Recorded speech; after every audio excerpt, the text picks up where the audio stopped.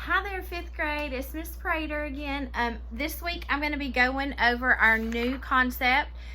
This is a pattern 2 sentence that we're going to be learning about, so these are new. It's going to be about direct objects and transitive verbs. And on Monday, I gave you guys the packet, and on the very first page of the packet was about the direct objects and transitive verbs in pattern 2. So I'm just going to kind of read over that and explain it a little bit more in detail. A direct object is a noun or a pronoun in this sentence. Okay, everybody knows what those two are. The direct object also receives the action of the sentence and is someone or something. Okay, so if you take a look at my first sentence right here, the direct object in our sentence we have right here is games. Games is a thing, right? So that's a noun. So that would be a direct object. You're always going to ask, to find the direct object, ask what or whom after the verb. So here's our verb, plays. Plays what? Plays games. So games answered the question to what, so therefore it's our direct object. Remember, direct objects always come after the verb in the sentence, okay? So they're always after the verb, and they're always either a noun or a pronoun.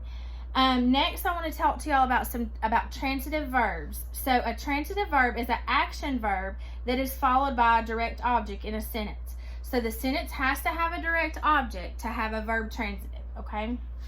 Or a transitive verb. And what happens is the transitive verb transfers the action from the subject to the direct object. So in this sentence, we have my family plays games, and family is our subject noun. So it's transferring what your family does right here. This is what they're doing to what? To games. So it's transferring what the verb does to the direct object. Okay, so that's why you ask if the verb if you can answer what or whom after the verb, then that's going to be your direct object in the sentence. And if it's a noun or a pronoun all by itself, then it's going to be a direct object. Okay, and then I've put right over here at the beginning. So here it is, here and here. But this is how you label the beginning of the sentence. Instead of putting SNV pattern 1, how we have been doing before, now we're going to be putting SNV-T DO pattern 2. So that's subject noun, verb transitive, direct object, pattern 2. So that's what these sentences are going to be. So I'm going to kind of just walk you through this sentence, okay, that I've been talking about. My family plays games. So what's our sentence about? It's about family. So that's our subject now. So what does the family do? They play, right? So plays is your verb transitive because these are all pattern 2 sentences. And then if you ask what they play games. So that would answer our direct object question. So then you're going to put DO for direct object. And this is, you had to ask what. So therefore, this is a verb transitive, not just a regular verb. And then if we go back to the very first word, my is a PPA, which stands for possessive pronoun adjective. And so that is describing whose family? My family, okay? And if we look at the sentence, it's a statement, so therefore I put a D at the end for declarative. All right, now let's take a look at the second sentence. Jimmy cooks sausage for breakfast. Who's the sentence about? It's about Jimmy, so that's our subject now.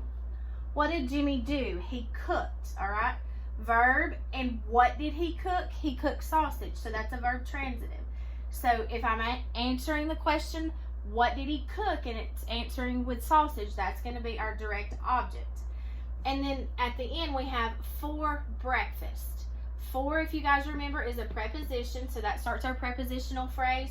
For what? For breakfast, and that's our object of the preposition, okay? And if you look at this sentence, it's a statement as well, so you're going to put declarative at the end. And then at the beginning where the line is, we're going to put our new pattern. Subject, noun, verb transitive, direct object, pattern 2. Okay? Now let's look at the third sentence. The sentence says, did you finish your math and science homework before dinner? So this one's a little harder. This is starting with a question, right? Because it's asking did. So if you guys remember, questions always start with one type of verb. And if you remember, we learned these 2 weeks ago now, I think it is, helping verbs. So did is your helping verb. And who's the sentence about? It's about you. So it says, did you. So you is our subject pronoun. All right? Because you's a pronoun. Did you finish? Finish is going to be our verb. And these are all pattern 2 sentences. So, of course, it's going to be a verb transitive. But I'm going to find where the direct object is now. So, did you finish what? What's it asking you, did you finish? Is it asking, did you finish math and science? No. It's asking, did you finish homework? So, therefore, that's our direct object, okay? You have to look to answer the question. What did you finish? What is it asking, did you finish? Then we have yours a PPA, okay, for possessive pronoun adjective. Now, if we look at math and science, it's describing something. What is it describing? It's describing homework, okay? It's describing what kind of homework you had, right? You had math and science. So if something is describing a noun, you guys should remember this is an adjective. So both of these are adjectives because it's describing the direct object, which is a noun. And then the word and is a conjunction.